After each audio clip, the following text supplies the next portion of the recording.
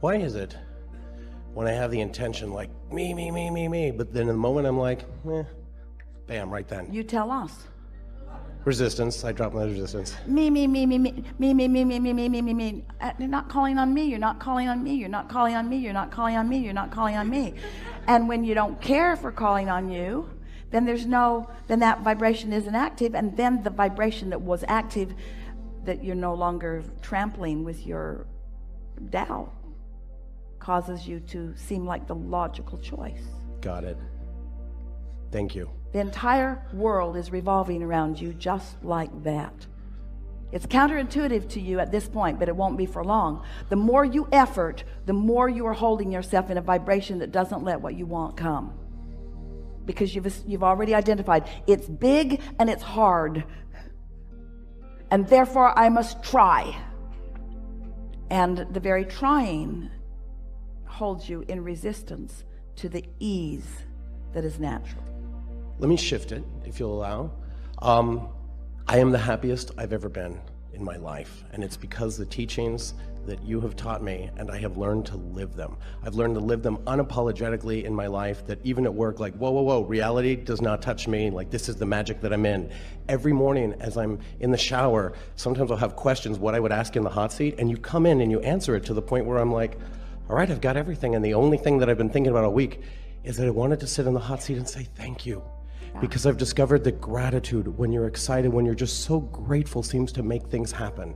And the more I can get grateful for something and get excited for things that I haven't seen yet, but I'm just so excited as if it's already here, it seems to come. Because that vibration of appreciation, that's an emotion that you can get too easily. And so we have a question for you. Are you able to acknowledge that there is a separation between the emotion of appreciation? You're calling it gratitude. We prefer appreciation. Doesn't really matter. Appreciation. Can you acknowledge that there is that you don't need something to specifically be in the moment of appreciating to feel appreciation? Yes, that you can actually feel it before it comes. That's the key. Yes. That's the key.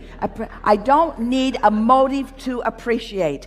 And in not having an ulterior motive, in just getting there, then the world is your oyster. Everything will flow to you easily, and is. Someone sat in this hot seat once, and I was listening to them in the car, and they were asking for, somehow you gave a rampage about a BMW. And at the time I was like, oh, that would be neat. And so I pretended, I got to the point where it felt like it. And then sure enough, I find myself a few months later in wow, I didn't even want it.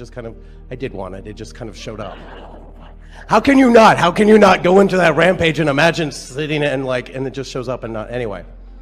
Well, it's a lovely thing, and this is what's beginning to happen to you more and more, to a lot of you, where a manifestation happens that it doesn't, and it didn't feel like you were trying very hard. It didn't feel like you said, I don't think I even wanted it. And the reason that it felt like you didn't want it is because you associate wanting with the stress of yearning for something. Yeah. Where when you find that pure alignment, then the universe just begins yielding to you shovels full of manifestations that have been in your vortex for a while.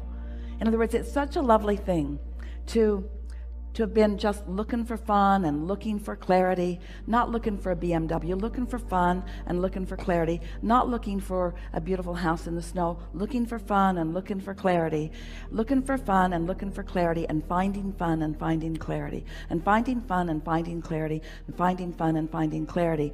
And then things begin manifesting in your experience effortlessly, because you finally are experiencing the power of the leverage of alignment.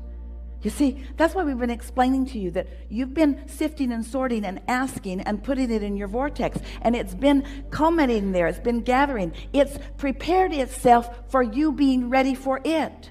It's better now than it was when you first put it there, because you put other things in there with it that all morph together. And so your vortex, your vibrational reality, is ready to burst onto the scene in the moment that you vibrationally stop disallowing it. So this is the piece. This is another key that this gathering will help you hear in a very strong way.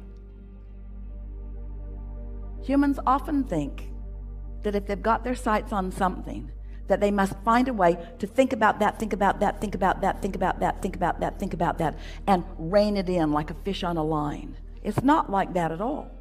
It's that once you've set your sights on it and it's in your vortex, now your work is to chill. Your work is not to figure out what the path is. The path is being revealed to you. You just have to figure out how to be receptive to the information about the path. Can you feel the difference about that? And the thing that trips you up, we're trying to demonstrate it for you here. So there is a vibration that becomes a thought. That's momentum worth celebrating. But humans don't want to celebrate it until it's in the garage. So since it's not in the garage, you mess this up. And since it's not in the garage, you mess this up. And since it's not in the garage, you get another job. And since it's not in the garage, you work harder. And since it's not in the garage, you try to find all the behavior to get it in the garage. And all the stuff that you do to try to get it in the garage causes you to keep messing this up. You see what we're getting at?